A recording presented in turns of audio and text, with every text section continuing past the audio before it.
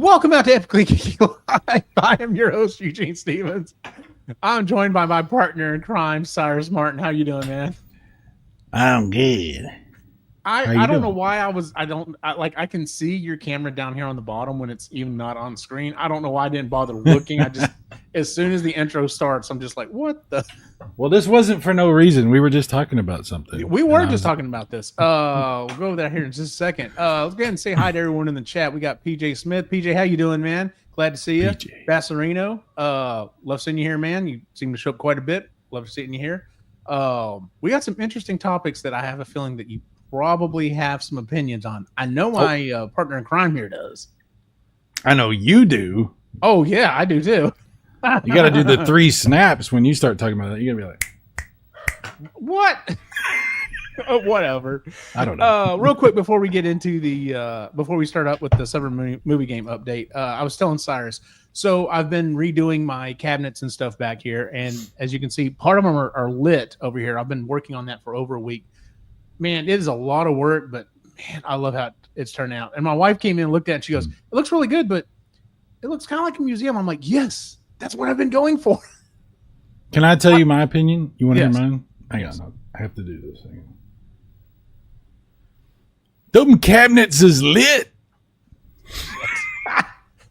Anyway, I'm still working on this one and the one behind me. Still trying to get that stuff done. And I have, it's kind of hard to see here, but I've got like some of my old game consoles and stuff down here. I've got my N64, got my Nintendo and stuff. All right, fine. I'll just move the damn camera. There we go. They're not lit yet, so it's kind of hard to see. But anyway, there they are. That being said, so now if I get my camera back the way it was. All right, here we go. Anyway, I have my original Super Nintendo, but I only had one game with it. And my brother's got my other games. And I was just like, hey, man, can I get a couple of games back from you? And we just haven't been able to connect or whatever. So today I went on Facebook Marketplace and I found, I think, you tell me, Si, did I get scammed on this or is this a pretty good deal? I spent $25 and I got 2 games. And they're working copies. I got Super Mario World, personal favorite. And it's a nice copy, too. Like I said, it's got there's a little discoloration on the back, but as you can see, it's really not bad. Like the back sticker's good, the main sticker's good. That was the main thing because this is going to be mainly for display. I wanted to make sure the stickers on these were pretty good. And then another all-time favorite here, Star Fox. So, and it's funny because you were talking about, I think you were talking about on your stream last night. Actually, you were talking about how over time the Super Nintendo went from this where the game was locked in, to being like this where technically you could rip the game out if you tried hard enough. Yeah, when I was listening to that, I didn't get to be on the live show, but when I was listening to that, I was like, man, if someone rips their console apart because they're too stupid to hit the button, that's on them. But that's my opinion.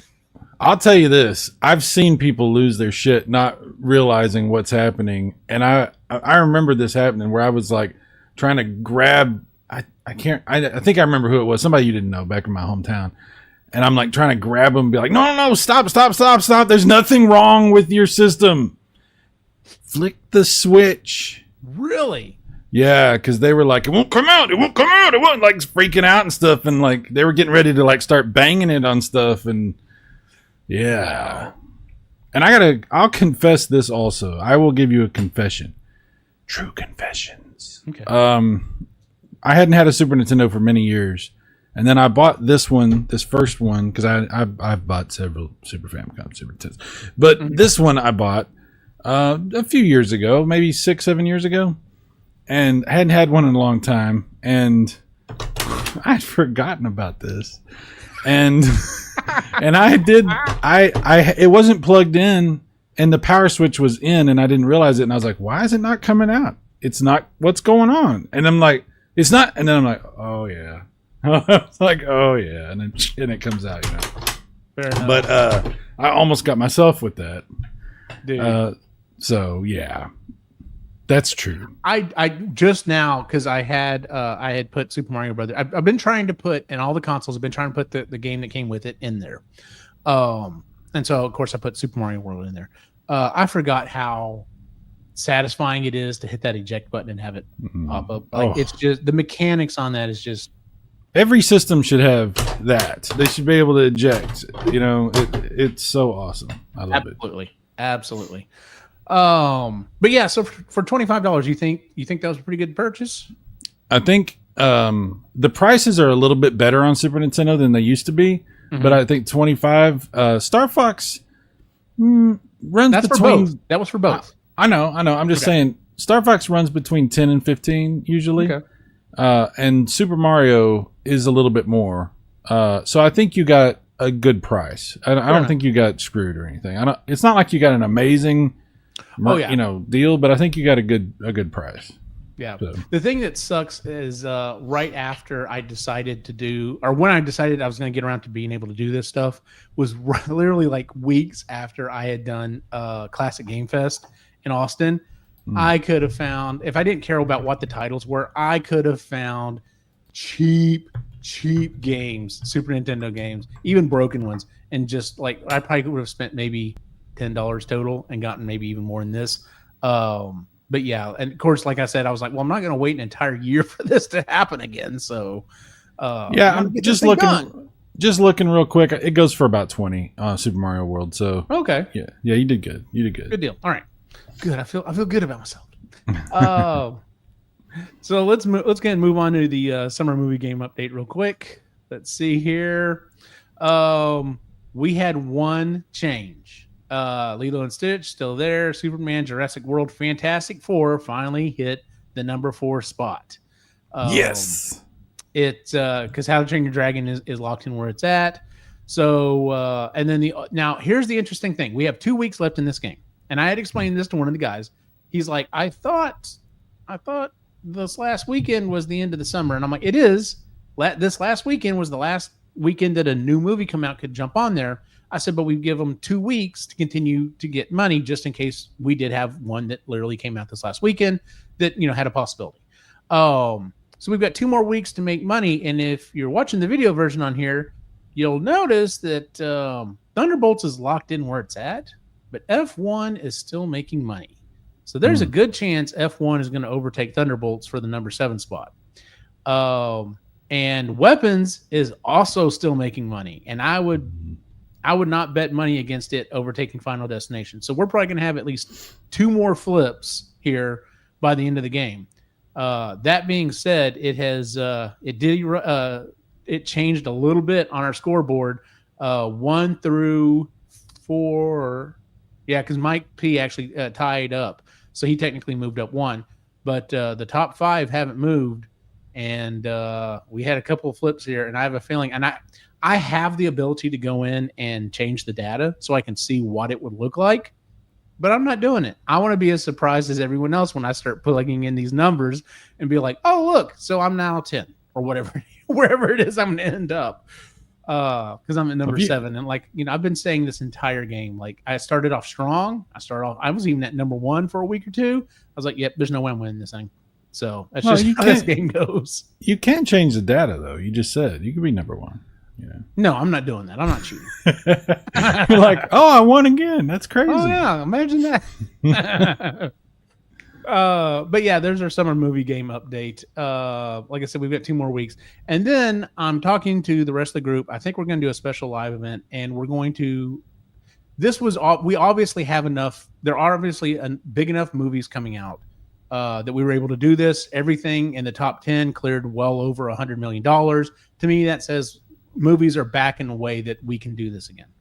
So we're going to do a fall winter one like we've been doing. Now, the way we do that game is a little different. We do that more like a draft.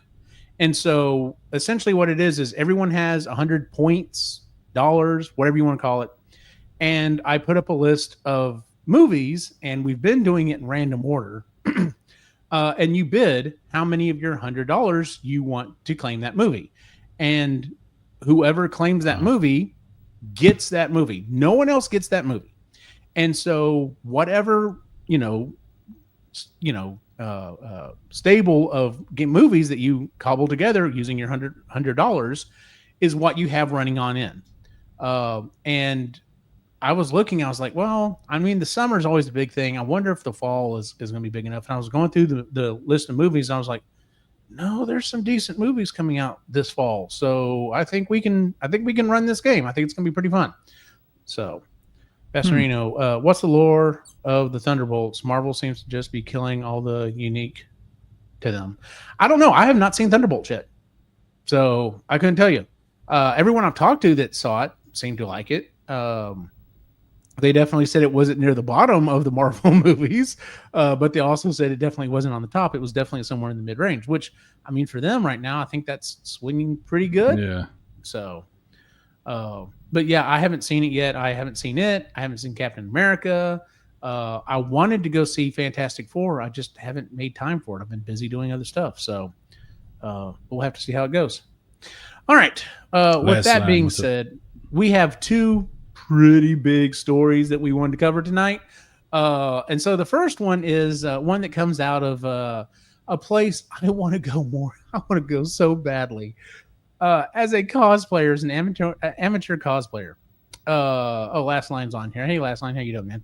Don't sound too excited. Oh, Last Line's on here. I'm sorry if that came out. I'm sorry if it came out that way. Last Line, I'm glad you're here, man. Awesome it's Last Line. Oh, whatever. Don't do that to me. Anyway, as an amateur cosplayer, there are several cons that I want to go to. There's like 4 big ones.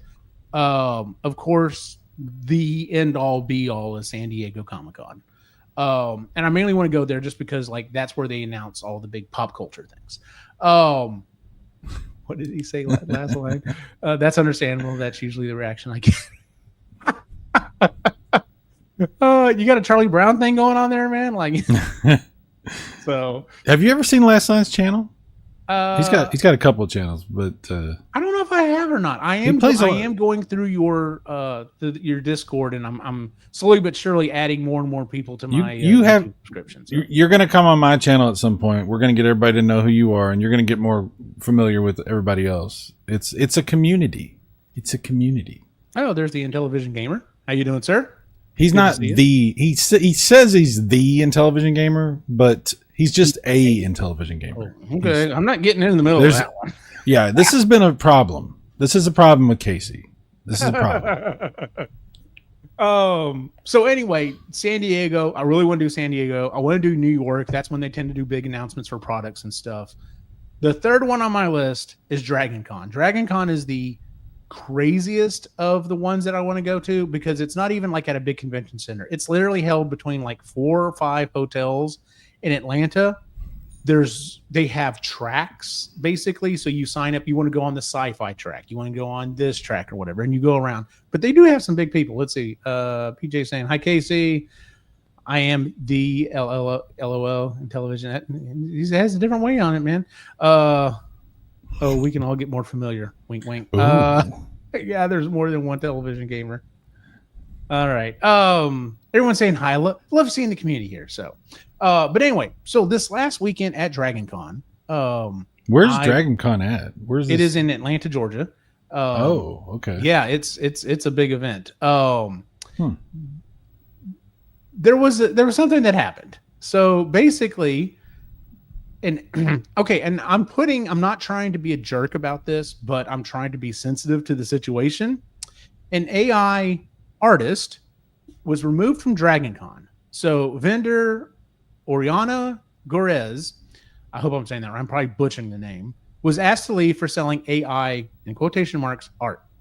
Okay, the reason why this became a big thing is because apparently it is, and this is the thing, a lot of people have said there's no clear, like the story that was actually on Bleeding Cool News said in the article, it said, hey, there's no specific public information saying what their stance is on AI art.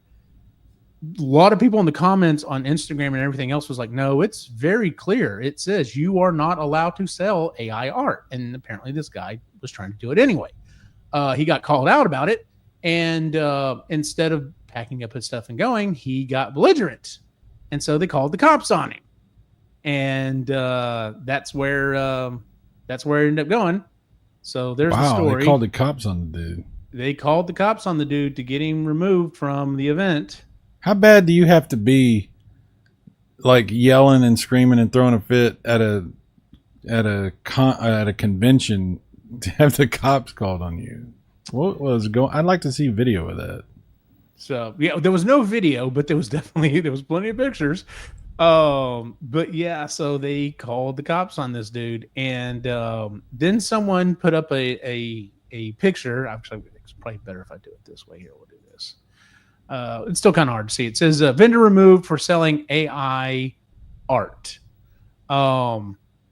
And what's funny is most of the terms I've seen people put online is AI slop is what it's normally referred to. So real quick, Intellivision Gamer said, my channel is actually the Intellivision Gamer, meaning if you are an Intellivision Gamer, this channel is for you, LOL. So a little clarification.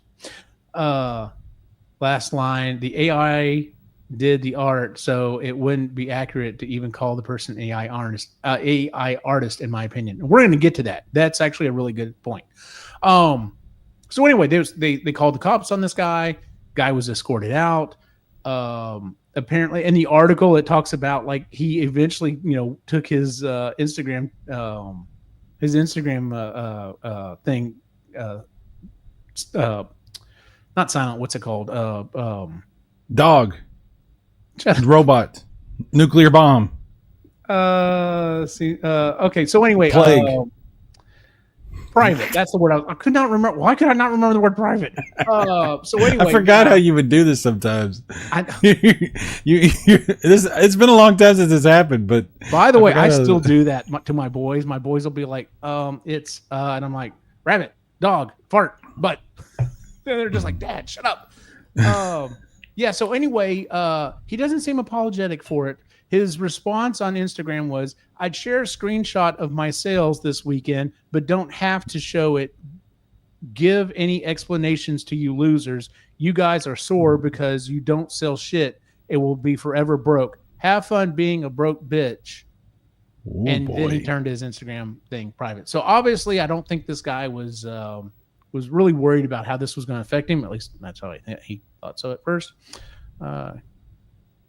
Okay. Hey, you guys know I put blistering and effort into my art. Yeah, no, I get. Okay. So we're going to talk about this for a second. All right. So the reason I wanted to bring this up is, yes, it was a story that this guy got kicked out for selling AI. Once again, I'm putting quotation marks on their art. Before I jump in with my many thoughts on this, Cyrus, what are your thoughts on this situation? Well, for transparency purposes, one of my issues of my magazine has some artwork on the front of it, the Nintendo issue, which is partially AI generated. I did edit it some, but it was mainly AI generated, the front and the back cover both. And that was when all that was really blowing up, whenever it was like first becoming like a thing, and we were all kind of like trying to figure out what we thought about it and experimenting and stuff.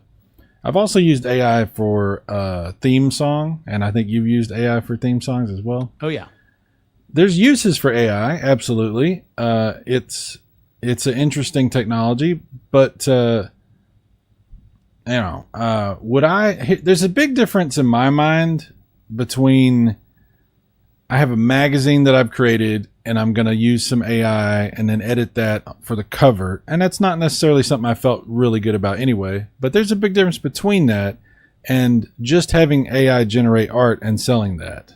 There's a big difference between those two things. Now, what is AI? What is it? Is it actually art, or is it, just an algorithm piecing together art from other people? What is it? What is the thing that you've produced? It's an interesting question. So I find the whole idea of this, it's a little bit confusing, but there's a big difference between somebody who like actually is an artist and makes something, and works on it and produces it from their brain and, the skills they've acquired, and somebody just typing into ChatGPT, this is what I want something to look like, make it, and then it makes it, and then you print it out and sell it. I mean, come on, we're talking about night and day. You know, I don't know what else I can say. You talk now.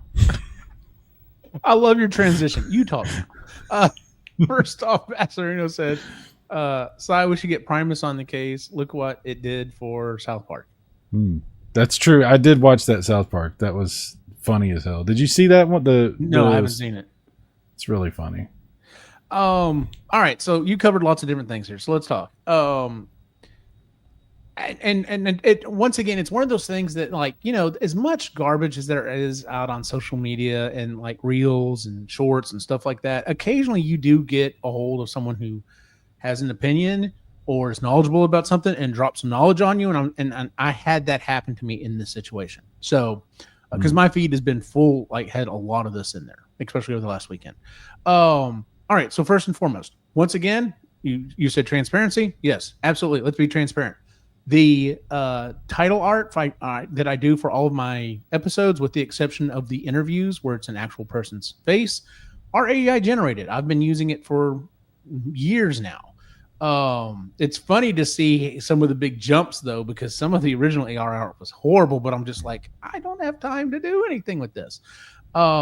Because I've never learned Photoshop. Like at this point, what I would use Photoshop for would be like using a nuke to kill a fly. Like it would be so overkill. It's like, why? And it's so complex now that I've even had people tell me that they're like, no, there's some other programs from what you're wanting to do, just cut and paste, kind of blend some stuff together. There's other things you could do that would do that much easier. Because otherwise you'd have to be worried about all this stuff. But anyway, but yes, I use it for my cover art. All of the songs for all of the episodes is now AI generated. I actually went back and redid video versions of all of the intros. And if you watched the live version of this and you caught the beginning of the show, you saw that as well. I'm not passing any of that off as art by any means. Some of the original shows that we had, I originally found copyright-free music online. And the guy was perfectly fine with, he's like, you know, you can use it for this, that, and the other. It was cool. And then I was adding a new show or something, and I can't remember what it was. And I went back to the guy's website, and he had changed his information. He's like, you are no longer allowed to use this for new podcasts and stuff. So I very respectfully was like, all right, well, I'm going to go find some other stuff. Well, at the time, we had a guy that actually wrote music at my campus that I work at. And I asked him as a favor, I was like, hey, could you do like a 30-second like song or whatever for some of my shows, and kind of give him some ideas. And he was like, yeah, sure, I'll do that. That's fine. He's like, you've helped me out a lot. And we were friends. And so he did that. And so this guy has gone on, like, he's no longer in education. This guy has gone on. He like writes actual like productions, like not just like music, like actual scores and productions for stuff. Needless to say, he wasn't bragging. He wasn't like trying to put down or anything, but he told me one time, he's like, yeah, even for the 30 seconds, you couldn't afford me. And I'm just like, fair enough. Thanks for doing that one for me. But as time went by, I felt we wanted to do a rebrand. I wanted some new stuff. And I get it. The reason why I went with the AI is because it's cheap. It didn't cost me any money. But I'm also, like you said, I'm not selling it. I'm also not passing it off as being art. This is just the intro, outro, whatever to my shows. But I also don't want to ask any musicians that I know or actual artists that I know to like do the cover art for all of my episodes. Like, number one, that would be a huge ask. But especially with the music thing, like, I don't think I could afford to pay them, like, unless you just want to work like super dirt cheap. And believe me, I have done work before. Like, I make props in my spare time. I get the whole, well, would you do it for the publicity or would you do it for the recognition? That doesn't pay anything. Sorry. Like, that's fool's gold. Like the whole thing. Oh, well, you would be I'd put a thing on my podcast and every episode it would be, say it's your music or whatever. Like, yeah, what? And that's never going to pay them back the time. Like, I get it. So I would never put that burden on someone and ask them that. Basarino, actually, you can do really crafty stuff with PowerPoint. Okay, so here's the funny thing, Basarino. All of the original logos are all of the things and stuff that I do for the show. If you're a Mac guy, the version is called Keynote, and literally that's what I know. Like, anytime I'm doing stuff, I I'm not quite a ninja still in Keynote, but pretty damn close. Like I have done stuff that people are like, oh, what'd you do that? And when I went Keynote, they're like, what? That you can do that in Keynote? And I'm like, yes. Like if you really work at it, you can. But yeah, so like logos and stuff like that, stuff that are permanent moving forward. Yes, I've done that stuff, and I've done it in Keynote, and I have done stuff in PowerPoint and stuff. Um, but anyway, it's what I know. But yeah, I would never pay. I would never be like, hey, could you do this for me? And ask. Now, I have had thoughts in the back of my head that if anyone ever, especially if they're musically inclined, are like, I can't believe you used AI to create your music, whatever. I'll be like, if you feel like you can do better and are willing to do it for a very cheap price, I would gladly talk to you about that. Like I am not married to this music by any means, but I'm also not going to come to you and ask you, hey, could you do me a favor, and then hound you for it. Do it for the experience. Yeah.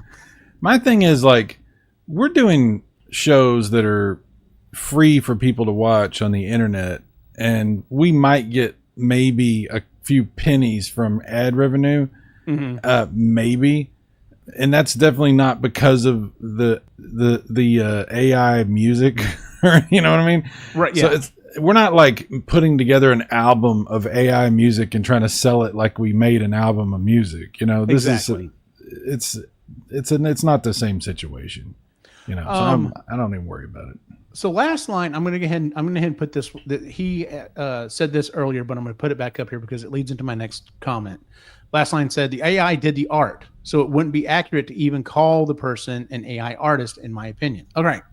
So I mentioned earlier that I saw someone say something on a reel, something social media or whatever, and I couldn't find the video. Otherwise, I was going to try to put it up here.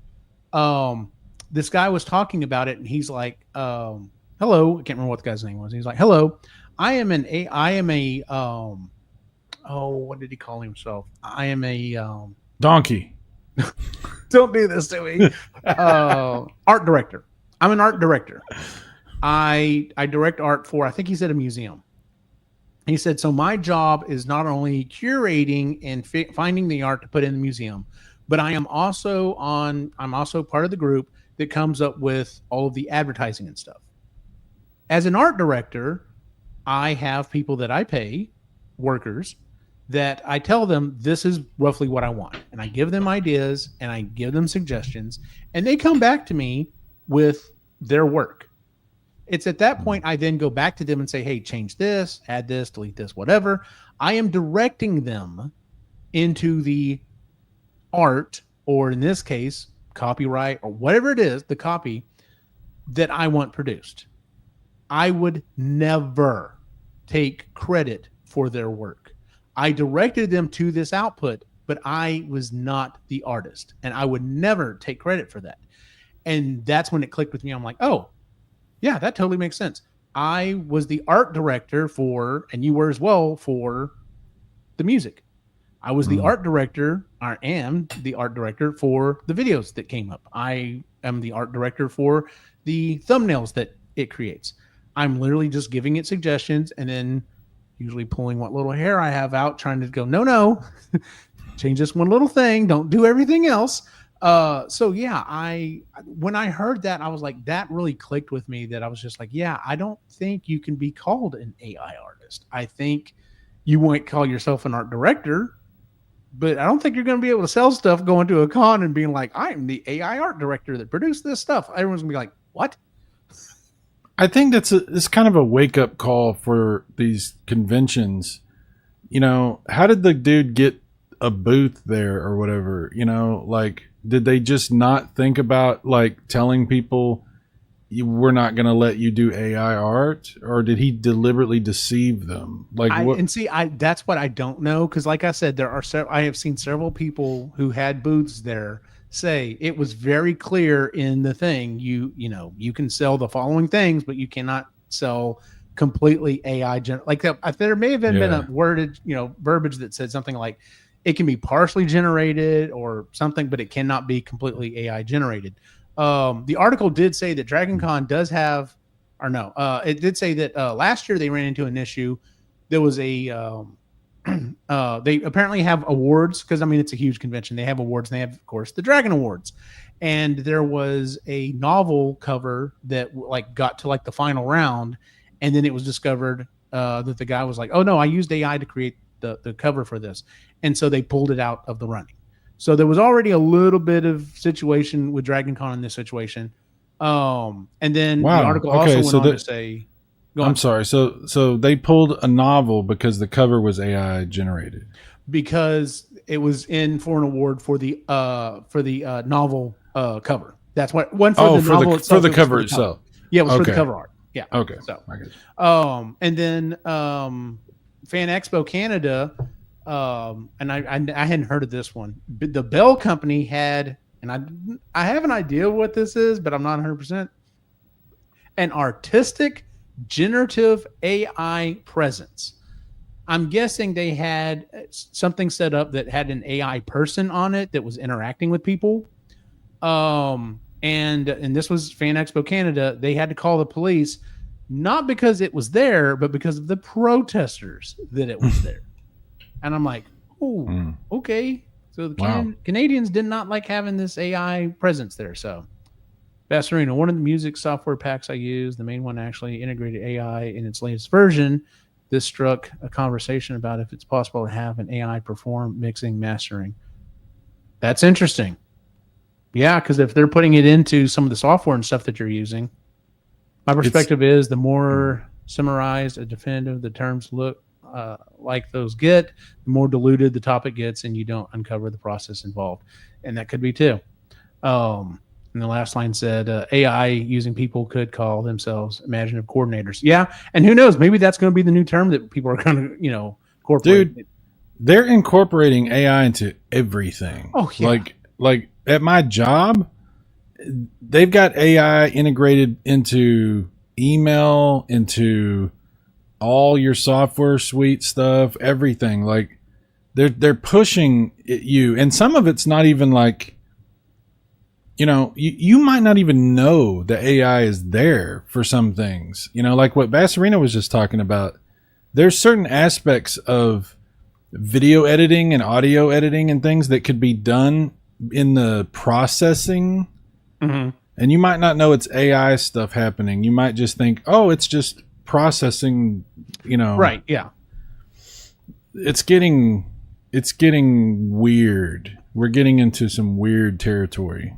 See, it's funny because I get where, specifically with the video editing, because I do reels for 3 of the shows that I do, and put them out on Facebook and Instagram and YouTube the week after that it drops.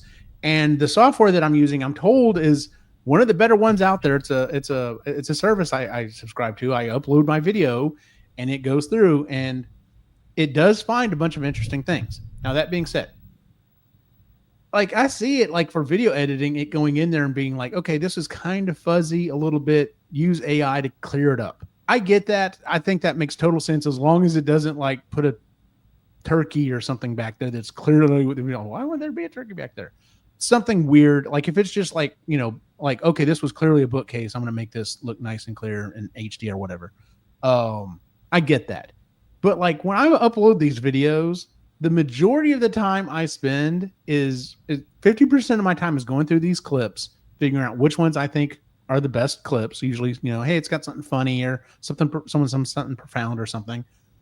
And then the other part is literally like correcting it. So like if I were to take this video that we're doing right now, you would think it would be smart enough to go, okay, there's 2 people talking. So I'm going to draw a square around Eugene's face, and maybe I'll put him up in the top because it has to be for a phone. So I'm going to put his face up top, and I'll put Sai's face on the bottom. But as soon as I do something like this, it goes and cannot figure it out. It may put like the bottom part of my face and the top part of your face on the top part, so you have my mouth and just the top of your head going like this, and then it may have like part of this screen on there or whatever, and I'm constantly going back and re-editing it, and I'm just like, why can you not figure this out? Like, it should not be that hard. I get it, like when we're doing one of our shows and we have 3 or 4 windows and someone coughs or just says yes or something, something like that, and it wants to jump over to that person real quick and jump back. That's fine. I get that. That's actually not a bad little cut. I can clean it up.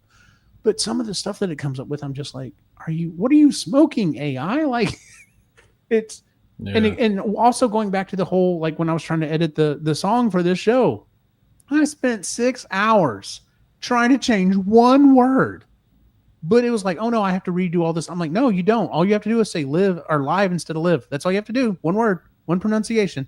Could not do it. It drove me insane. So, and I've brought this up multiple times. So to me, it's like, I see where it's going. I see the benefits, but I'm also just like, we are so far away on some of this stuff. That being said, I've also heard people say that, depending on what your job is, if you want to, if it's something that could be easily taken over by AI, one of the first ones I heard about was like donkeys.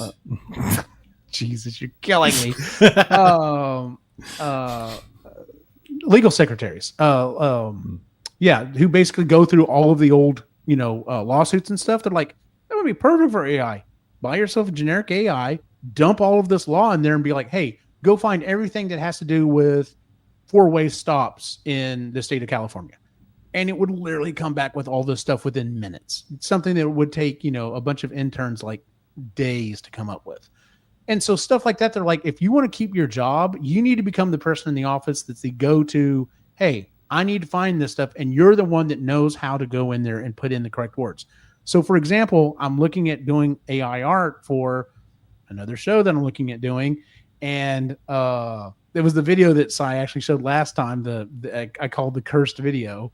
I found by changing one word, it literally changed the output that I got. And I'm just like, okay, this is the type of stuff that we need to be learning. Literally, I was telling it, if I told it, put my face on Mario in a situation, put my face on Mario, jumping through the air, hitting a block or something like that, it literally just like cut my face out and slapped it on Mario. It didn't do any blending. It did nothing. And I was just like, this doesn't look great.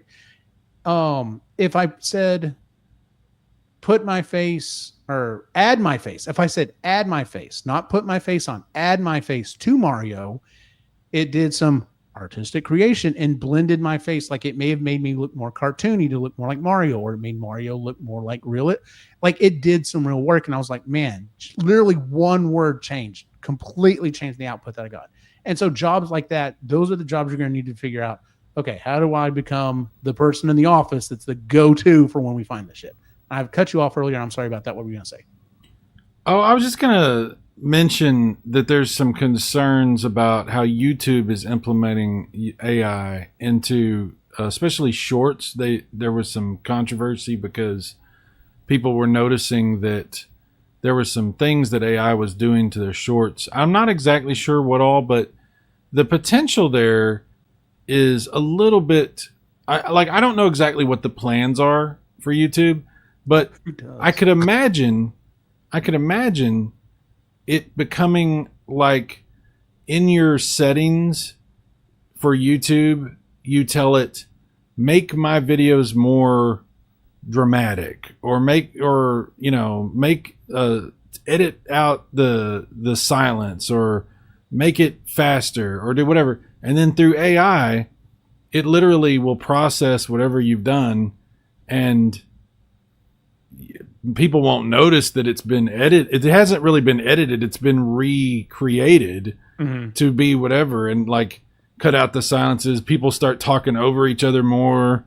There could, if you said, make my videos more dramatic, maybe it even like has like your voice and like makes you say something different than what you said. And oh, wow, that would be crazy.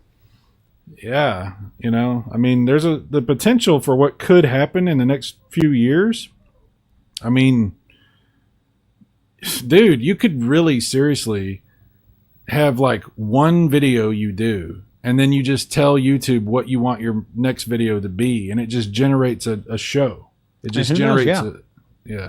I mean, who knows?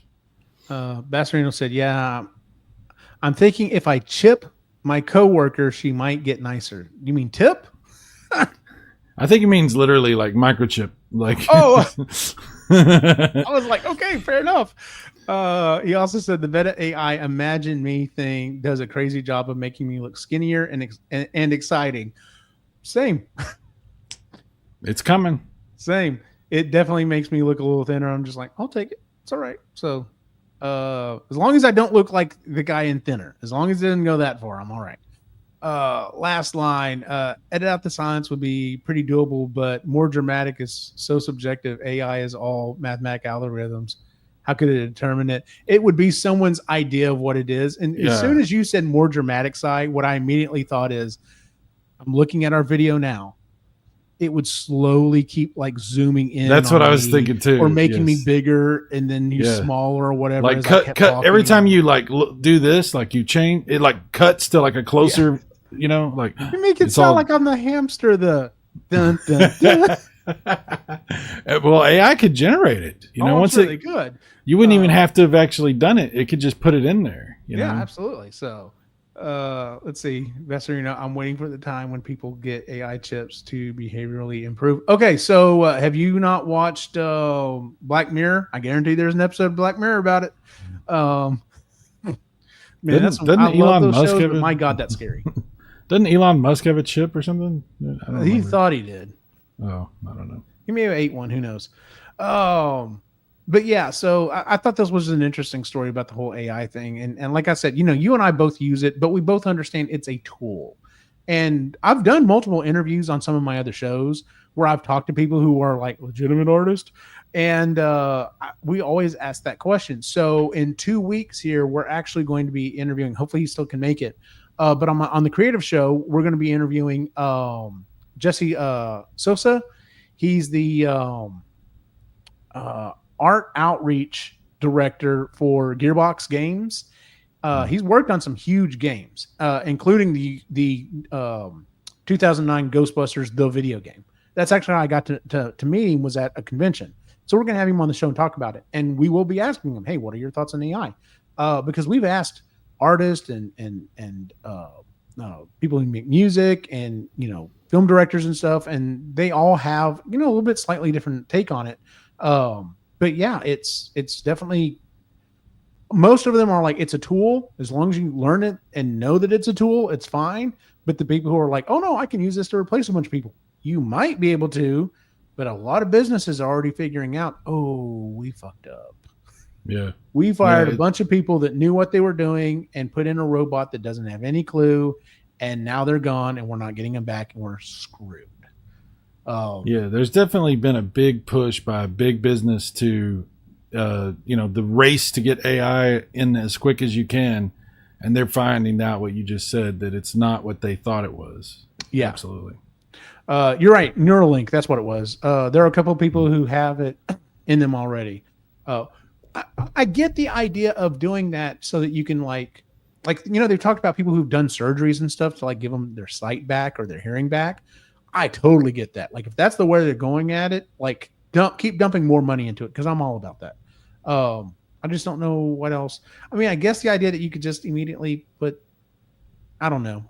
The whole thing, of course, us being us and as old as we are, it's like, so you're going to jack me into the Matrix and let me learn Kung Fu? Because if that's the case, that might be cool, but I'm not signing up for the Mark 1 version. I'll wait for a couple versions to come out before a little bit later, because the last thing I need for that chip is to burn out in me. I don't think your buddy's going to be able to solder the redo the caps on the chip for me. So, Chris might struggle with that a little. Chris might have a problem with that. You're sitting there laying on a table face down. He's like, hold still. So it's the last time I'm doing this. I know, right? Yeah.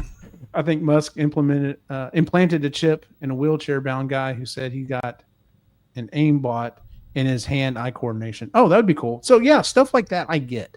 Just imagining Elon Musk holding the guy down on the table and just getting this. Anyway, never mind. There's an AI image we could make. And of course, you're probably thinking the same type of chip I am. You're probably thinking like an old 8080 chip that's got legs on it. Yeah. It's not even like a flush mount solder point. It literally goes into a socket. So, yeah, why not? Well, they're chipping the dogs. They're chipping the cats. Oh They are actually, and that's a good thing. It's a different kind of chip. Different kind of chip, yeah. Or is it? I hope not. I mean, anyway. Let's move on to our second story. This is the one that I was like, as soon as I saw this, I was like, oh, I can't wait to talk to Cy about this one. So here we go. We move on to this next one here. There's a new lawsuit. This time it's hitting Amazon Prime. Now, this is not a new lawsuit. This has been going on. Other companies have been hit with this. Amazon Prime is just the latest one. But there's currently a class action lawsuit in Washington federal court over Amazon Prime using the word buy. Filed by Lisa Reingold after losing access to a purchase. I don't remember what the purchase was. I probably could find it in here in the story somewhere if I kept. Oh, that's what it was somewhere in.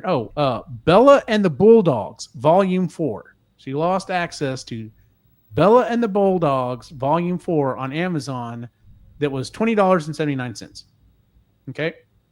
Does that really matter? No, doesn't really matter. What the point is she purchased, she clicked buy for $20.79 and added Bella and the Bulldogs Volume 4 to her digital library. Mm-hmm. Sometime after that, she lost access to it and was like, what's the deal? And of course, they're like, well, technically you didn't buy it. You purchased a license to watch it that could be revoked at a later time. There was a similar lawsuit in California legislature back in 2023, and this actually led to some changes. I do not remember this. Do you remember the Stop Killing Games movement? Is that still going on? They've been talking about it, yes. Yeah.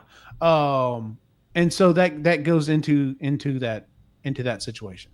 As someone who commonly purchases and rents digital media, I have yet to run into this. I have not had anything taken away from me.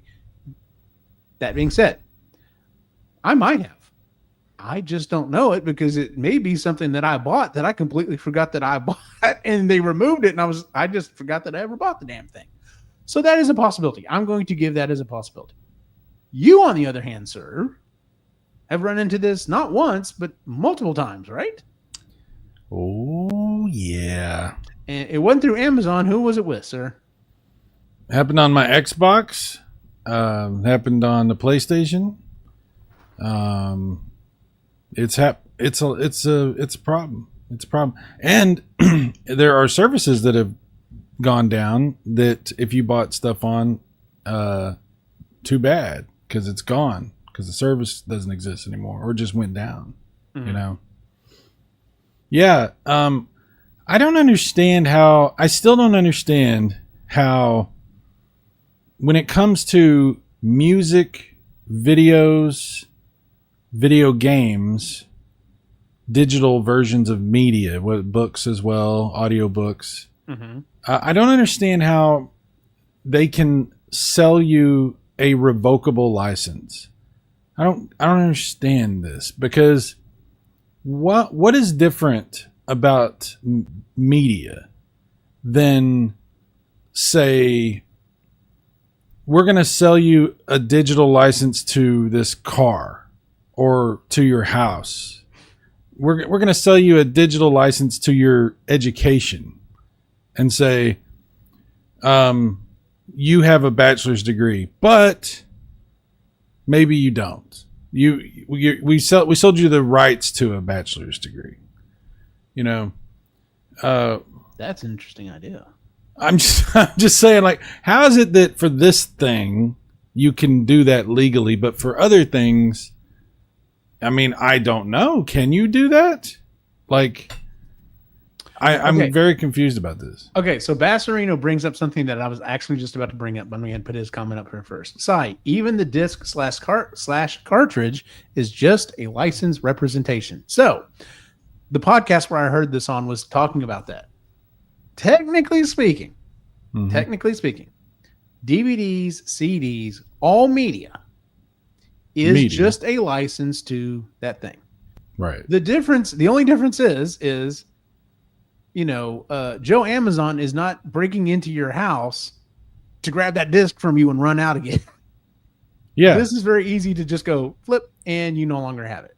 That's honestly the only difference. And I was like, yeah, technically, but No, not really though, because I knew you were going to say this. because that physical media, there's a chip on this cartridge that has a ROM file, and that ROM file is physically on that chip. And it's not attached to any network. It's not gonna be attached to any network. And when you bought this, you bought it. Maybe they could call it a license. They can say that, but how is it revocable? There's no way that's revocable because it's out of the reach once it's purchased. You know what I'm saying? Bassarino says, "I'm going to take your license away." Okay, but some of the things that were pointed out when you bought it, yes, it was a license because there were certain stipulations. Like, for example, when you buy a DVD, you're not allowed to just go show this to. You can't like rent out a theater and go drop it in there. You can't. Technically, Right. You're not supposed to be showing it to your next door neighbor. You're like, Right. Of course, no You're one's not- ever going to bring it. To You court. don't have the rights to take that work and do other things with it. You're buying a personal copy of something, right? But there's a big difference between I'm buying my personal copy of Pilot Wings and it's my personal copy. I understand. I'm not going to go like take this cartridge and make a bunch of copies and sell the copies of the cartridge, I would understand. That's obviously, that's not cool. You're not buying the right to own the rights to do whatever you want with their intellectual property. Intellectual property has always been a thing. That's not the issue. The issue is they can decide whether or not you can even have the thing, now that it's digital. Like now that it's digital, it's not just we're selling it to you and you're going to download it, you're going to keep it on your hard drive or you're going to whatever. And as long as you keep it, you have it. But maybe our server goes down and you can't download it again. And I'd be like, okay, whatever. I understand. I bought the rights to download it and keep it, but you maybe aren't going to always have it available for me to re-download. Okay, I'm fine with that. Mm-hmm. There's a big difference between that and I've got it downloaded, it's on my thing, and you kill it. And I can't do anything with it because you just decided it's not mine anymore. That's the craziness. Does it make a difference if they refund you? If they refund, what is that? How can you refund something? Okay, so you bought a game. You bought a game on Xbox Live or whatever for $10, right? And for whatever reason, they decide, all right, we're not having this game out here anymore. Here's your $10 back. Not that they're going to do that. I'm just saying, would that have made a difference? I mean, it makes a difference, but you're basically, okay, if I bought something under the understanding that could happen, that's one thing. I'm buying that. I'm going, okay, I understand that could happen. Sure, I'm buying it anyway. If they just decide this at some point later, and they're just like, hey, this thing that you've owned for 10 years, you don't own it anymore. And we think it's worth this. What refund are you going to get? You're going to get the full price from when you originally bought it? Yeah, no. No. By the way, I'm playing a little devil's advocate here. I just want you to understand. No, I don't understand. Sorry. I just want to let you know I'm with you on this. Okay, I just want to make sure you're not like, well, Eugene's not. Eugene I don't know about Eugene anymore. I get it. Like I said, I as far as I know, I have not had this happen, but it probably has. I've probably lost something along the way to the point that what is it called? Movies Anywhere. Do you know what Movies Anywhere is? No. It's this service that I only ever remember about once a year when they tell me I have to go through and re-log into everything. But it was a service I signed up for. It was completely free. And basically what you do is you link your Apple account to your Google account, to your Amazon account, to all of your different like movie media. And the way it works, and this doesn't work every single time. I've noticed some movies don't transfer over. But essentially what it does is it links all these accounts. And the idea behind it was when I buy something on Apple, whatever, iTunes or whatever. I know it's not called iTunes anymore. Anyway, when I buy something on iTunes, I have a license for it on Google and so on and so forth. And that has been the case. I have bought movies on the Apple service that if I go into YouTube, they show listed under my purchased movies and I can watch them there with no problem. And every year, I don't even remember what time of year it is. It was whenever I signed up for it originally. But every year I get this thing, hey, it's time to re-up with this. And I'm just like, yep, I'm going to do this just in case. And the thought process was if it ever goes away on one of those services, you would still have access to it on something else. Obviously, that's not a big thing because a lot of people don't use it or have even heard of it. But I think like things like that would help. But obviously, there's nothing like that for games. Like there's no way you can go buy a game on the Xbox and be like, well, here's your copy of it on the PlayStation in case something were to happen there. Like that doesn't work that way. And movies anywhere is the only one I know that does that. It doesn't even do it for like TV shows. So if I like bought a series of a TV show, it wouldn't transfer over or anything. Like like you said, I'm stuck. So yeah, it's one of those things that I thought of that someone's come up with to kind of get around some of that stuff, but it's only been for movies and it hasn't been extremely beneficial. Needs to be with interest. Give me $10.84. So yeah, I don't think they're going to give you back money. I was thinking of something else. It's interesting that they're doing that. This is something that can happen. We were talking about like when you buy physical media, you still only have a license, and I don't know what that means really. What does that mean? Okay, I can't sell it. I can't make money off of it. It's like if I bought a painting, or I bought a novel that somebody had written, and I have it.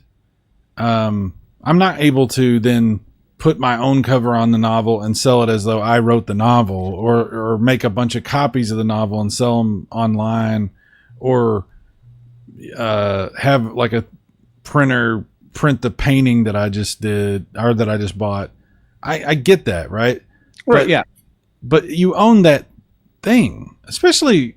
I mean, I think a painting is an interesting example because every painting that's actually created and not just like a print, like an actual painting, it's physically created by hand, by a process. It's an individual, unique thing. But if you buy it, you still don't have rights to do whatever you want with that painting. You can't like I said, you can't take that painting and make 1 billion copies of it and sell all the copies like you made it. And, right. So it's just you interesting. You have the right to first resale. You do have the right to resell it if you want to. Right. But okay, now I can resell this, right? Sure. Yes. And that's perfectly legal. Nobody's telling me I can't do that. In some, they've been trying to figure out ways for people to resell digital stuff. They've been trying to figure that out. Cory Doctorow has been a huge, like, it's funny if you've ever read the book Ready Player One. It talks about like Cory, like apparently there's a president of the internet, and he's like, yeah, I'm voting for Cory Doctorow because that dude has been on it for years, and yeah, he's like the main cheerleader for you bought it. It doesn't matter, it's digital. You own it. So if you want to resell it, you should have that right. Who knows if we're going to get to that point, but they're saying we don't own this stuff. That's the thing. They're saying we don't. That's one of the things we're running into. Yeah. Yeah. But where's the line for that? What are you saying I don't own? Because are you trying to tell me I don't own my cartridge of Pilot Wings? Like, are you trying to tell me that? Because I'm pretty sure no, I'm not you. I mean, but you. Yeah, you. Me. Oh, okay. No side. How dare you, Eugene? What are you trying to do? You can have it. It's yours. I promise, buddy. Okay. Bastard is not climbing in through the window to steal it. I promise. Yet. Not yet. Yes. But it's just such a stupid thing, man. It's like, they're trying to make it to where you're not even going to be able to buy anything digitally. They really don't want you to be able to buy anything. They just want you to have services for everything. And then you don't have any control. You don't download anything. You don't pay for a license to anything. You never press buy on any button. It's just whatever the service decides that there is, that's what there is. And whatever the service doesn't have on it, it doesn't have on it. And that's the future. because there's that meme about like you will own nothing and be happy or whatever that is. I mean, that's what they're trying to do. And every time this kind of stuff comes up, this licensing stuff comes up, they're really pushing to take us one step closer to, no media that you can buy, digital or otherwise. Last line said, Cy needs to stream Pilot Wings for us next time he does a SNES stream and practice a bit beforehand. Fair enough. Real quick, I got to work that jag, and then Basserino said feasting on Pilot Wings. Just as a side jag, I had Pilot Wings. I don't think I kept it. I think I ended up selling it. I sucked at that game. It's not as hard as you think. Like once you start, that's the problem. Is I was overthinking it. Once you start playing it, it's really not that hard. There's some of the stuff is hard, but like there's a lot. I mean, I thought it was super hard too back in the day, and then I got to where I was actually doing really good with it. So don't worry, Last Line. If I ever play it, I'll be sure I'm good. Something when I heard about this story, I was listening to a podcast, and one of the guys brought up that, and I'd never heard of this because, I mean, granted, I don't collect trading cards, but apparently Topps had a service that they just shut down like last year. I can't remember what he said the name of it was, but it was a service that lets you buy digital trading cards. And you owned them, that you were in your library or whatever. And their version of when they say own was you could treat it like any other trading card. It could go up and down in price.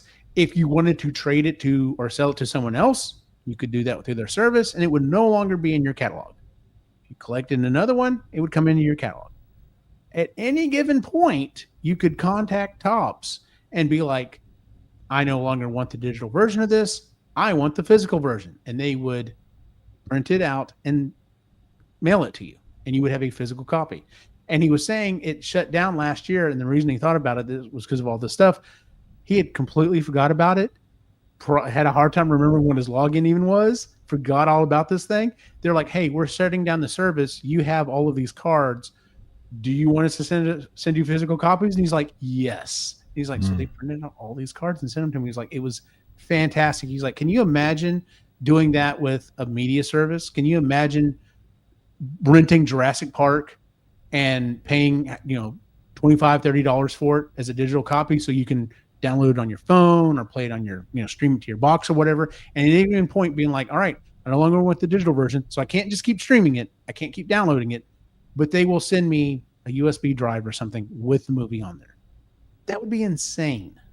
Yeah, because they're not going to be able to send discs because they don't even disc drives aren't a thing anymore on computers.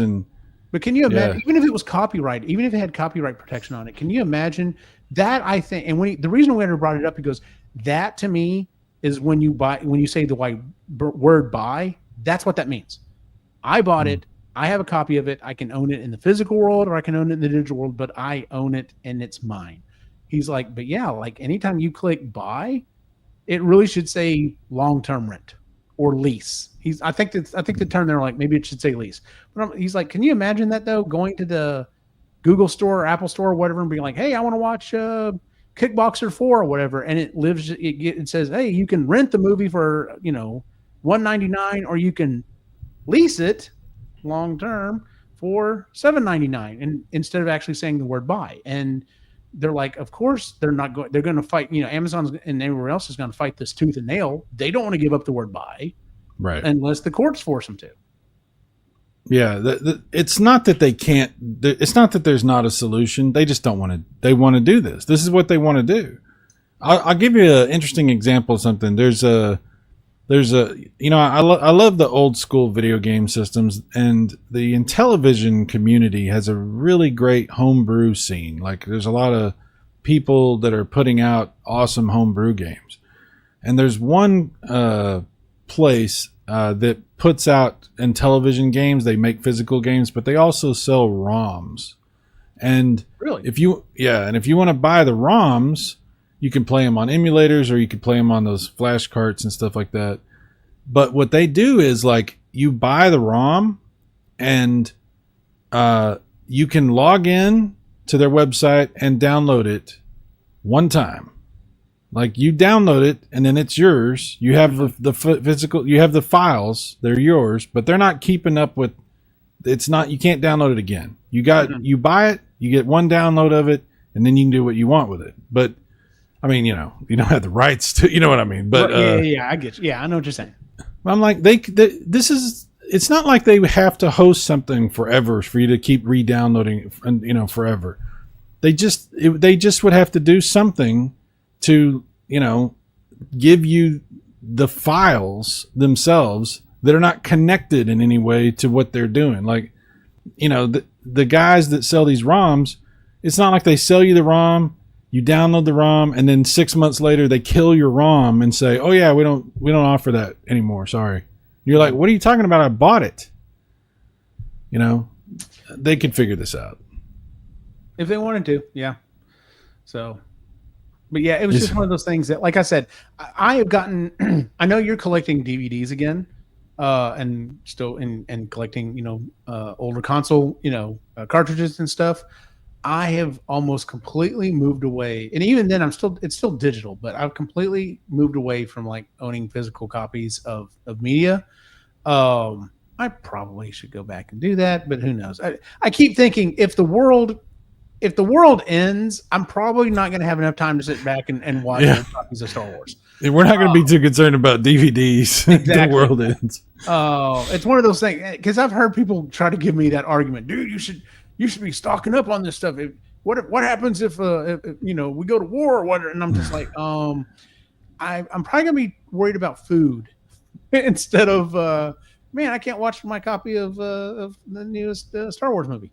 But anyway, fire up the generator with the limited amount of fuel we have, so we can watch Titanic. Exactly, absolutely. Yeah, but anyway, the one thing that I'm still weird about that on is music.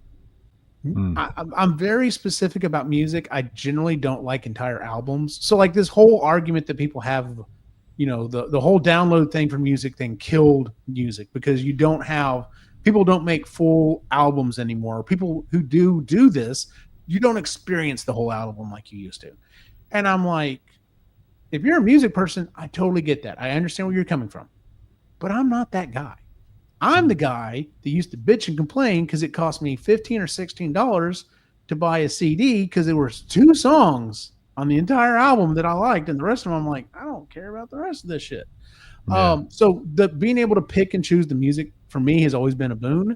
But that being said, I just like, I'll find music on YouTube and stream it from time to time. But for the most part, if I really like a song or music, I still go and buy it. I still spend $1.49 or whatever for a song because it's on my phone. And even if I'm not connected to the internet, even though, yes, this is a digital copy, I can just go into it and listen to it whenever I want. And that's the only thing I'm that way with, pretty much. Like when it comes to, like, if a new movie came out, like I'm trying to think of something that I'd want to own right now.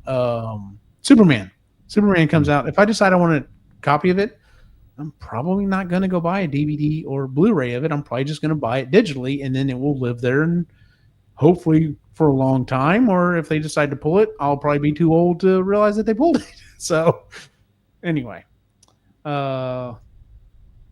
all the copies of that ROM. That's what Last Line said. I don't understand people who don't listen to albums. Dude, Basserino, I get it. Like, I am not a music person. I never have been. I'm like when people ask me, what are you into? And I'm just like, generally older stuff. And even then it's very pick and choose. I've never been that guy that like bought an album and put it on and like listened to the whole thing and got the whole story. I understand that is an experience. And I know people who are that way. Like my cousin Lainey, she is totally that person. She's the person that buys the album, starts it at track 1, and just goes all the way through it. And it depends on the album, Like, well, yeah, I mean, a lot of people just, there's some albums that are designed to be listened to all, like, that one song fades into the next, or it has like a I don't know what you call it, but like a connecting piece, like the end of one song is like there's a certain part of it that connects to the next song, and then Yeah. Different things like that. So it just depends, because I'm with you, Eugene, because there's absolutely albums that I bought that I was like, look, I only, Coolio, I like Gangster's Paradise, but, I don't know what else to tell you, Last line said, last time I bought any music was I bought an Orgy album digitally before I went to see them live back in 2015. That's cool. And then he said, I used to love buying CDs, though. I used to buy 1 to 2 CDs every paycheck and did so for years until 2007. So do you still have them, or because there's a lot of people buying those right now. There's a lot of people buying them, but I mean, a lot of people did like I did and ripped it, and it was just like, well, I don't really need the disc anymore, because otherwise it's just sitting there collecting dust.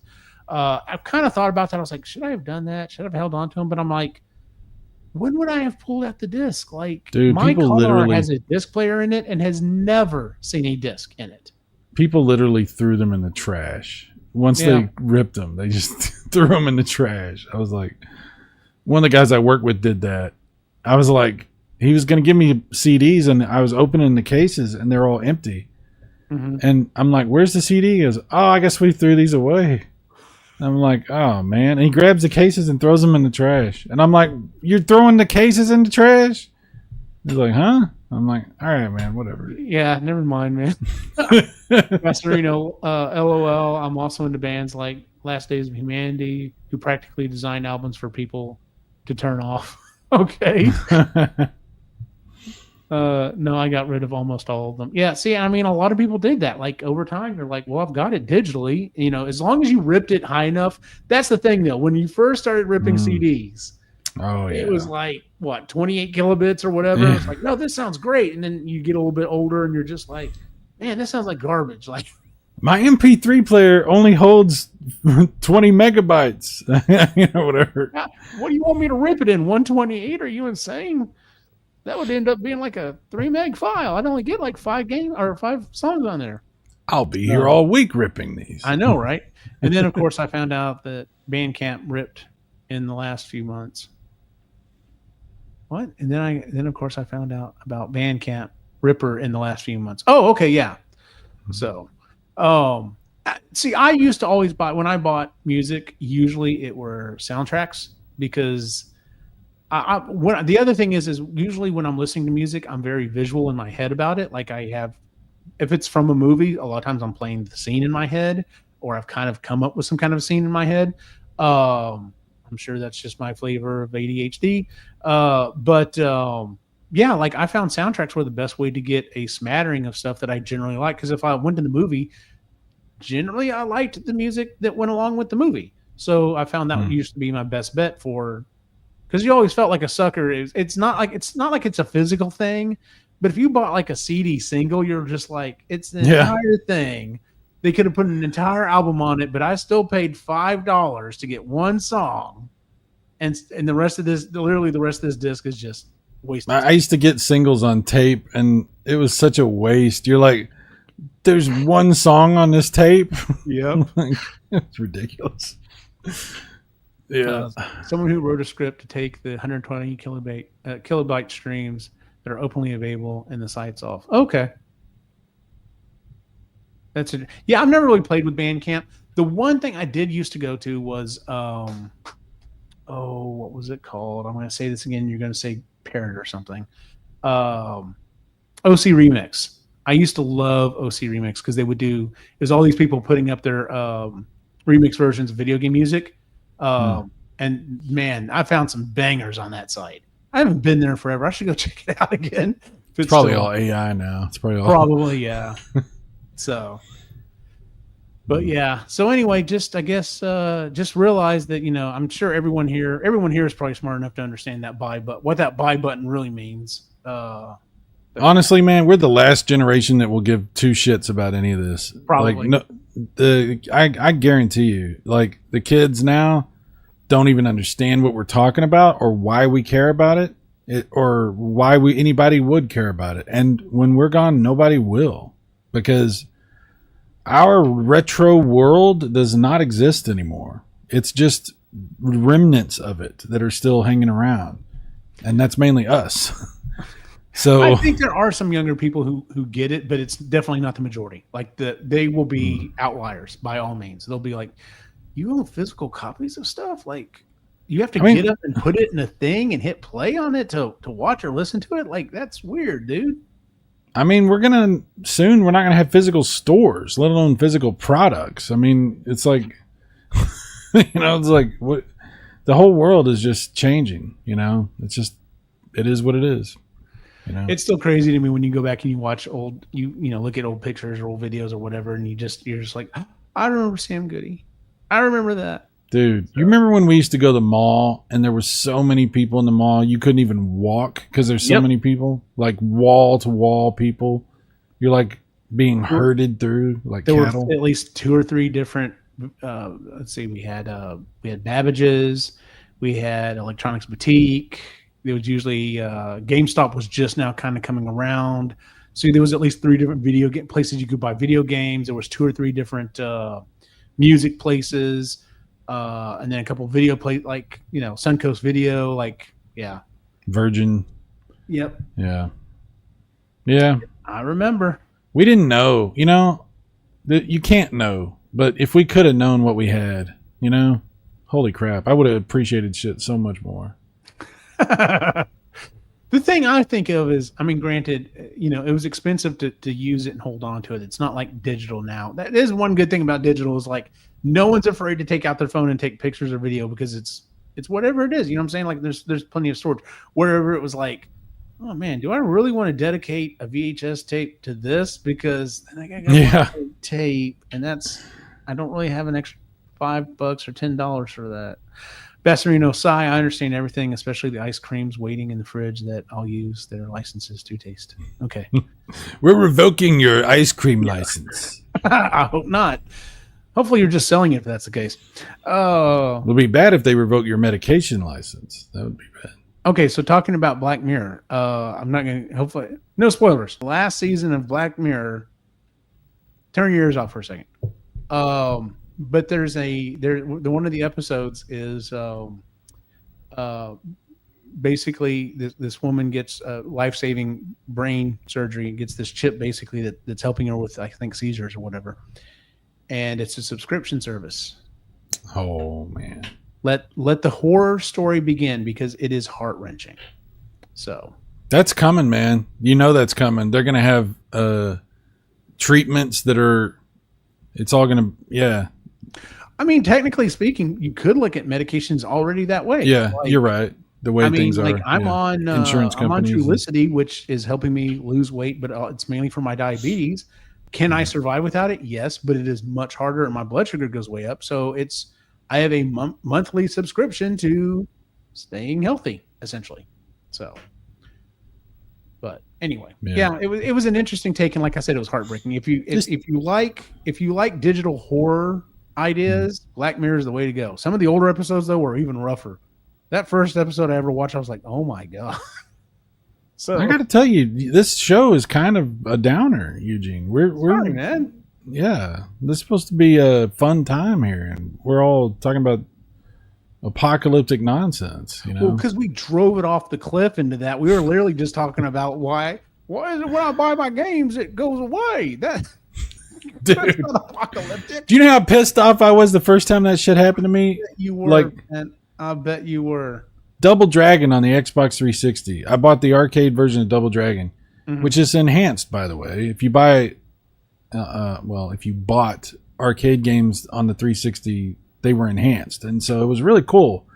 And they took it away, and it was gone for years. And when they finally took the Xbox service down, they gave it back to me. That is so weird. Yeah, they did that for like 4 different games on the 360 service, and they gave them back to me. And I'm like, well, thank you for finally giving me back the shit I paid for. But like you said, it's also locked to the Xbox now, isn't it? No, it's not. Oh, really? Yeah, if I want to re-download it, as long as they still have that, I could download it to another Xbox. Yeah. Oh, I thought you were going to tell me it was locked to that hard drive, and I was like, well, I guess you're not selling that one.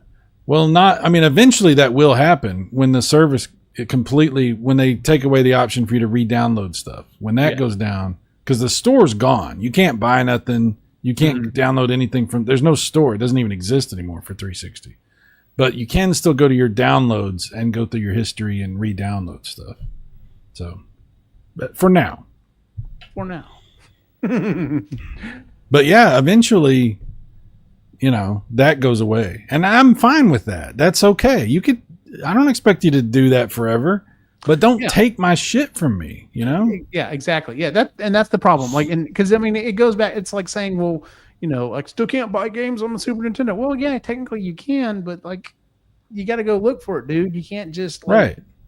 Yeah, you can't expect them to still be making new games. Like, eventually, that's what drives me insane by some people who are like, my phone's like 10 years old. I don't understand why I can't do the new thing. I'm like, because it's 10 years old, dude. Like, it takes people to keep writing a code for old stuff. Like, eventually they're not going to keep supporting it.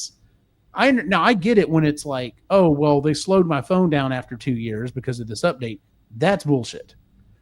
But if you've had a phone for 6-7 years, it's probably time to upgrade, dude. Like, honestly, if you have a phone that's still working after 6 or 7 years, that's an accomplishment. It's a phone. We drop these things all the time. Their batteries what kills me. Yeah, the screens, the batteries. I mean, the ports where you plug the USB in. Yeah. There's so many what do they call it? Fail points or whatever. Yeah. So, well, I guess we're going to wrap up here. But we got to talk before we wrap up, Eugene. Oh, what are we going to talk about?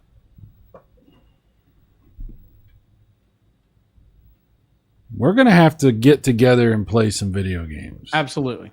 And you guys, we've talked about before on the show, on the channel, Eugene and I have a little history with one another regarding some video games.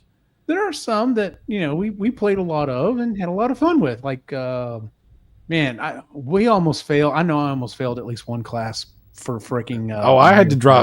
I dropped tennis. I dropped my algebra class. What else did I drop? There's another one. I dropped an art class, I know.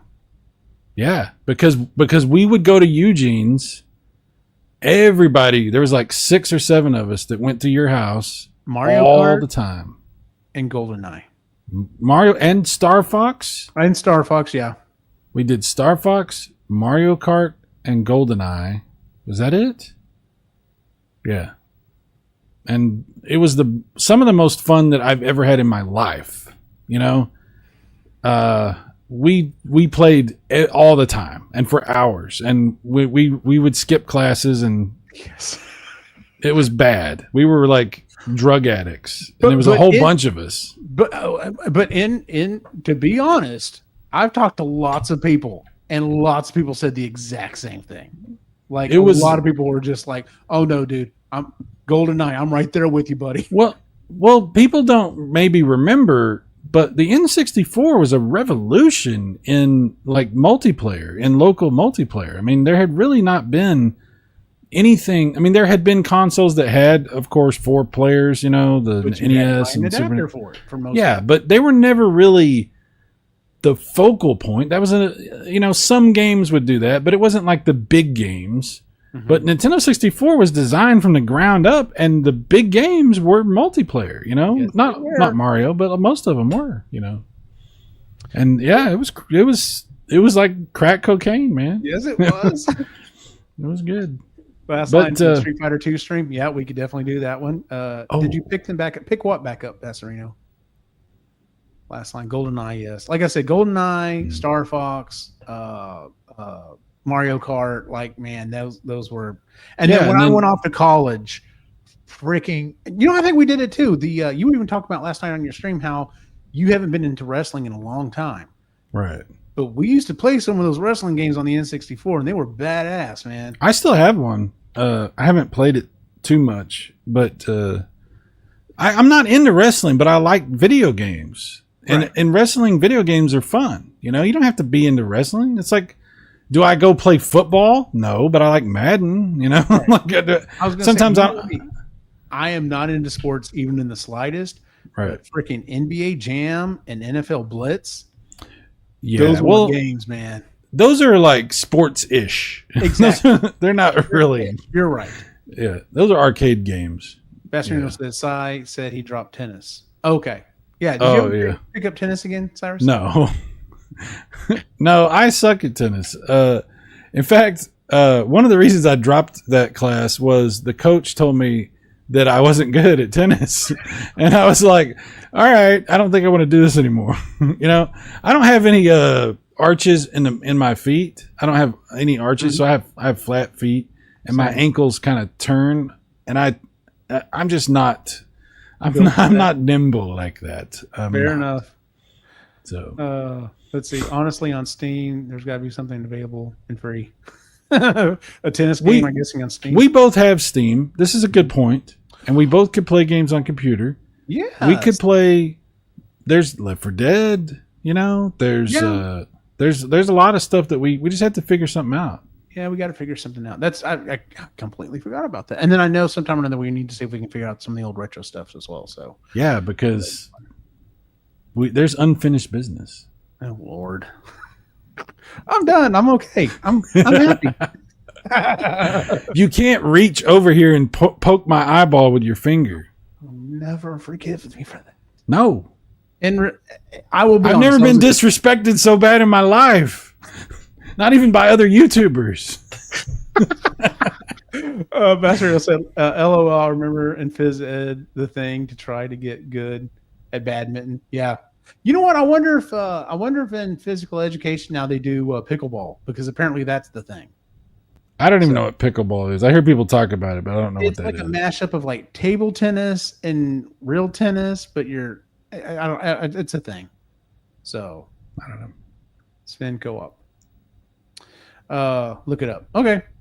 Sven co-op. All right. I'll have to look at Another thing we could do is we could play games and just compete with each other, even if it's not like Wii bowling or something, kind of like you have the Wii bowling thing that you've done or whatever. Yeah. I mean, there's things we could figure out, if we really want to do it. And I want to do it. I don't know if you want to do it, but I do want to do it. I think you want to do it. I don't know. How about piccolo ball? Did you misspell piccolo, or are you piccolo saying piccolo as in like from Dragon Ball Z? That's what I was thinking. I was like, I don't think Piccolo ever played tennis. Hey, I don't know. We could imagine ourselves playing games. That's right. Yeah, but everybody close your eyes. We're in Mario Kart right now. Yeah, that would. I'm not gonna win. Not be that interesting. Oh, I'm about to hit you with the red shell. I'm about to hit you. Oh, what's that? Is that a banana? You got a banana? Oh no! It hit my red shell was wasted. No. What's coming around the next quarter, Eugene? What am I about to see? Yeah, that. I don't know if we're imaginative, but we're not that fast. Exactly. that's a problem. What would happen is we would both be trying to actually remember the course and be like, no, it was a left, dummy. No, it was a right, wasn't it?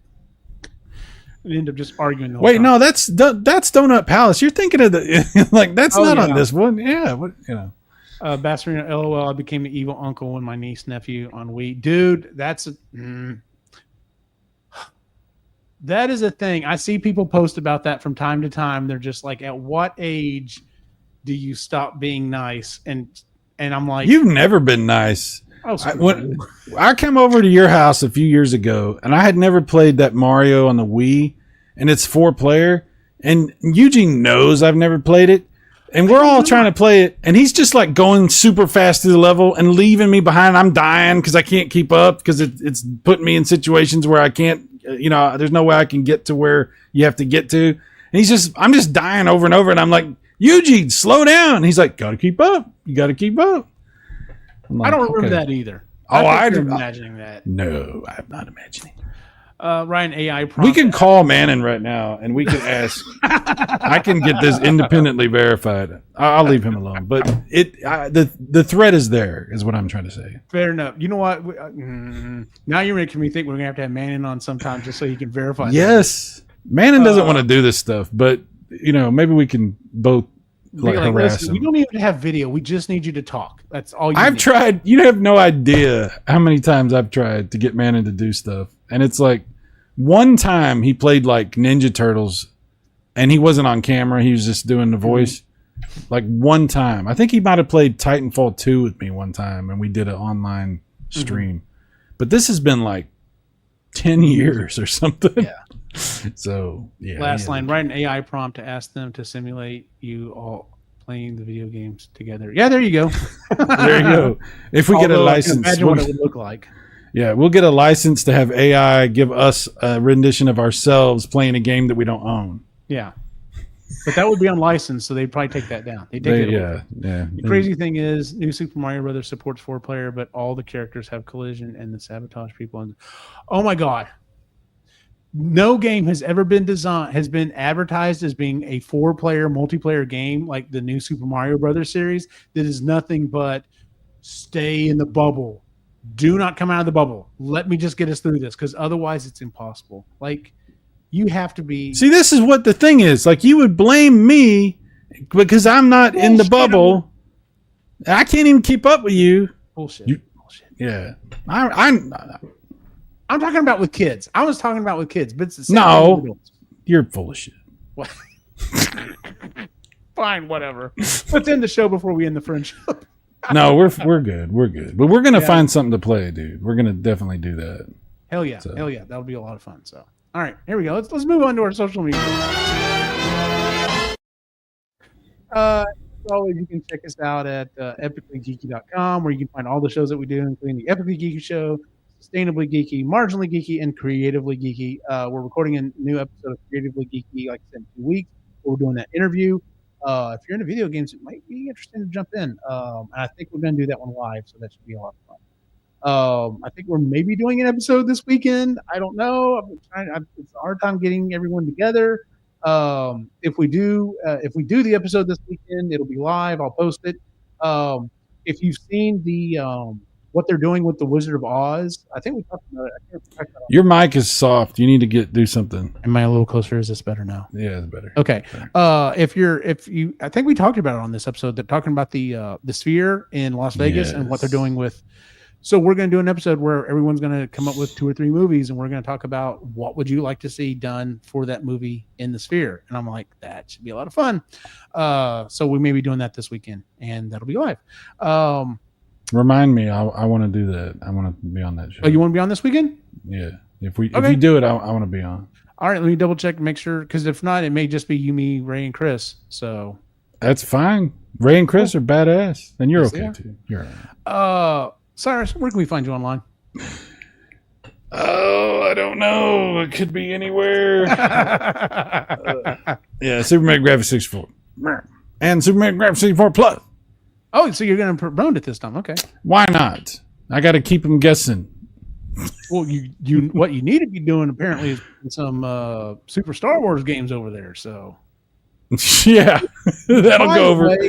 Oh, last line mentioned I should do that. I should do that. By the way, there are a few games I've wanted to like more than those games and hated more. Those games are so fucking hard. They are hard, but Eugene, take my word for it. If you will play them, they get better. Like, they're not as hard as you think they are. It's like Pilot Wings. If you play it for a while, come back to it after a day, your brain has to get like acclimated, you know? Mm-hmm. And we're not in that mode anymore. We're not in the mode where we would buy a game, we'd only have like 4 or 5 games. So right. We'd buy a game and we'd play it and then we'd turn it off. We'd come back to it later. We'd play it again. Oh, now I'm doing better. Oh, let me go to sleep. My brain fixes stuff and does its thing and the bubbling and all that. And the next day it's like, I'm going to play it again. Oh, I'm doing better than I did the first day. You know, we don't do like that anymore. But if you want to, you can still do that. And trust me, Super Star Wars is very playable. You know, I vaguely remember beating Empire because I vaguely remember fighting Vader, right. And it was a hard fight. But I vaguely remember beating him at the end of that game. I'm pretty sure I didn't hallucinate that. I'm pretty sure I didn't watch it on YouTube. But who knows at this point? So well, as I've been going back and beating some games, like I beat Super Metroid not that long ago, and I beat these RPGs and stuff. And I'm telling you, they're just as fun as they ever were. It's just that our brains, we're not used to playing games like we used to play games. If you go back and start doing it, dude, you will love it if you go back and do it. It's just you don't think you will, but you will. Trust me. I don't know, man. I was going through. I can't. We're gonna have to wrap this up before I go on a long rant. But I'll just say this: I got an email today from Retro Achievements. I got an email from Retro Achievements today saying there's been an update for Super Mario All Stars. And I'm like, what do you mean there's been an update for Super Mario All Stars? Because I've 100%ed that game. I have all of the achievements for that game. Not anymore. I don't. They added like 12 new achievements, and I'm just like, is this a challenge? Should I be excited or should I be pissed? You should be happy because it's going to give you something to go back and do. Yeah, but most of them are for the lost levels, and I hate those. Oh. Because if it was for 1, 2, or 3, I'd be like, challenge accepted. But I'm like, oh, it's the lost levels. I mean, I think you should try. I think you should try. Well, I may have to. So I've still got to go through and try to 100% Act Racer, but I don't know if I'm gonna get that done. Some of those achievements, I'm just like, seriously, you want me to do what? Yeah. They're working on. I told you this before. They're working on an interface for the real cartridges, and when they do that, I'll be getting retro achievements all the time. My thing is, I love that service. I just don't want to play on the original hardware. Right. So I'm really looking forward to that. That's going to be great. Yeah. Basserino says, LOL, like I get certain items and I can drag people along through the levels, which makes progress, but pisses people off. Dude, when you're down to 2 or 3 lives and you're like, do I really want to start this entire world over? It's like, nope, everyone jumping bubbles. We're getting through. Dad's dragging us through the level. We've got to get there. So I get it, man. As for me, you can always find my individual wacky adventure online at Optimus Gene. Pretty much on Instagram. That's where you'll find me at. And then, of course, on the shows and stuff that we do. Like I said, hope we may be doing a show live this weekend. And if that's the case, maybe Cyrus will join us and we'll have a lot of fun. So I guess for everyone on the site, have a good What's the twist? What's the score?